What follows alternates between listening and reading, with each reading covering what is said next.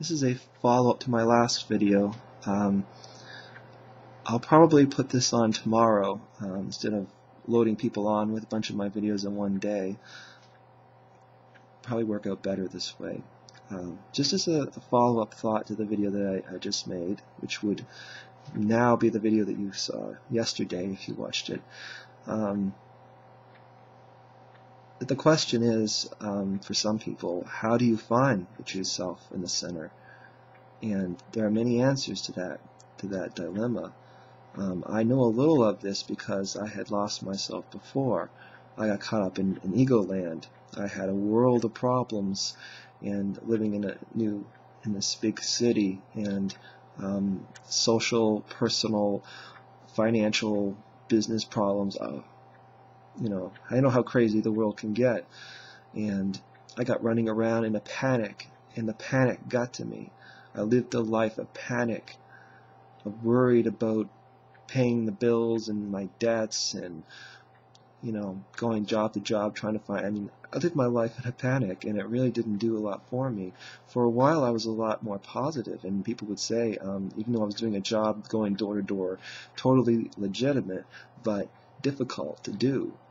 If you weren't a swindler, people wouldn't trust you. That's a whole other thing. It's weird like that. You think that if you're honest, that people would trust you and forthcoming with what you were selling, but they wouldn't. They would be the ones that would swindle or would bully these people that they would trust. If you were honest, they close the door like, I don't think I trust you, So that was an interesting experience, actually.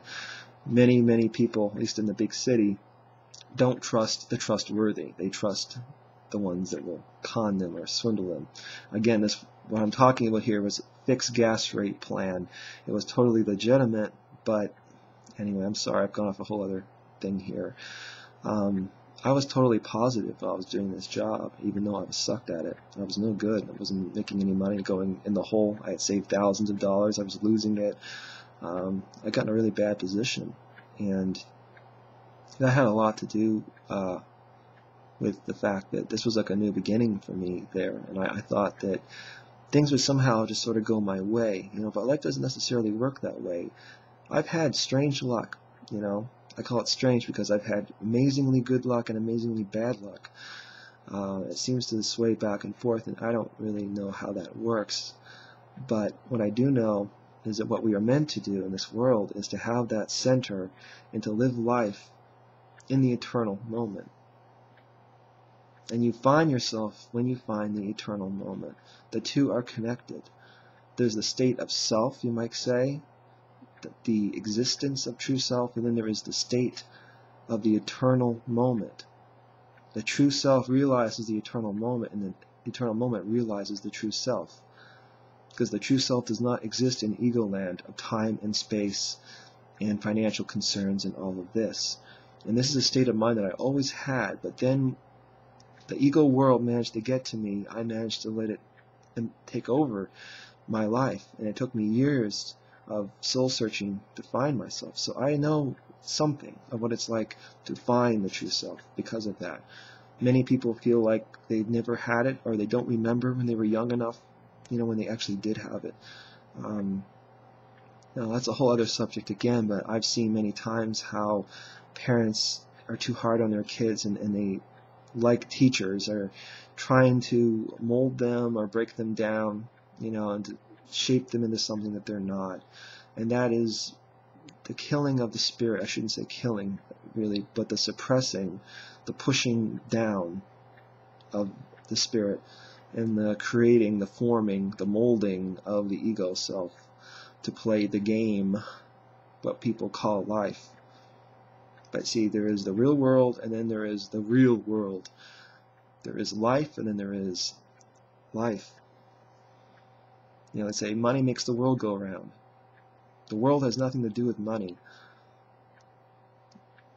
That's not the real world. When people say money makes the world go around, they mean the world of fiction that we created, the imaginary world. I keep going back to the concept of children, like on a playground or in a sandbox, because that simplifies it, and it is the truth.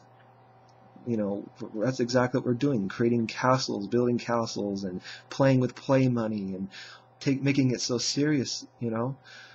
It's like, I always hated sports, and I hated playing sports because I was not a competitive person.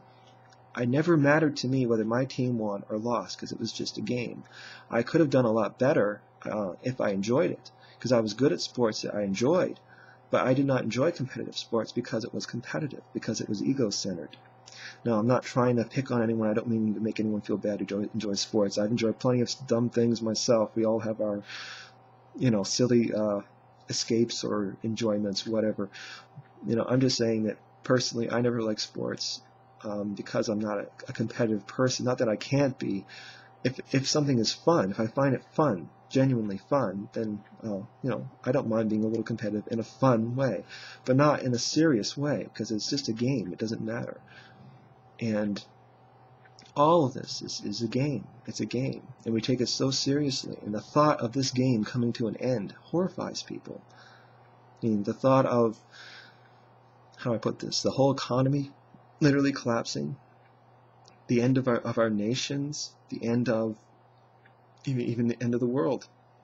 And that's been a big subject of debate and discussion, this whole 2012 thing. Will it mean the end of the world and all that? I really don't know. And you know what?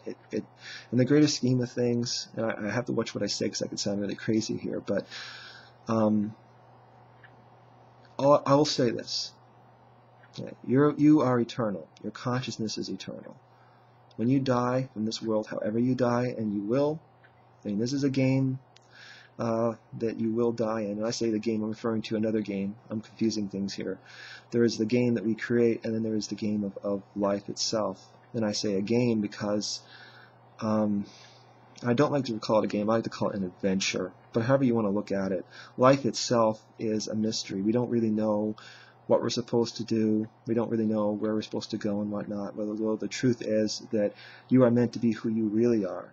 And why you are here, what you're meant to do, that's when you are being the true self. When you're being true to who you are, and you're doing what you feel is right. You're living in the eternal moment, well then you are doing what you were meant to do. But the not knowing it, the not understanding it, is the adventure and the finding of the true self, which some people call a game, but I don't like to call it that. Anyway, I'm sorry, I'm really gone sidetracked here. But how you find the true self, there's meditation, there's all kinds of different techniques, but what it really comes down to is finding the eternal moment. The two are related. You need to let go of the worries and the concerns of the future. The future is an illusion. It doesn't matter. It may not even happen. You are eternal. Don't worry about death. Don't worry about financial problems or any of that. Live in the moment. Work towards the future.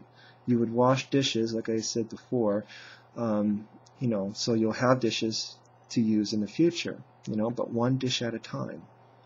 You know, you're in this moment right now. What you do, you're doing right now in this moment. Nothing else exists. Don't worry about the future. Don't worry about death or anything. Death is just another transformation. Consciousness is eternal. Experiencing of life and existence is eternal.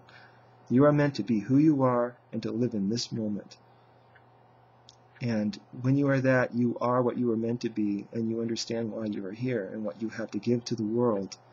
That is why you are here. You cannot give to the world what you are meant to give if you are not who you are. So you need to unplug, as it were, from all the ego-level stress and lies and game playing. Sit back and relax and learn to become conscious of the ways that you are connected and controlled by this game, and learn to let go and to listen and to feel what of truth in your heart and in your soul wakes up while you let go. Peace.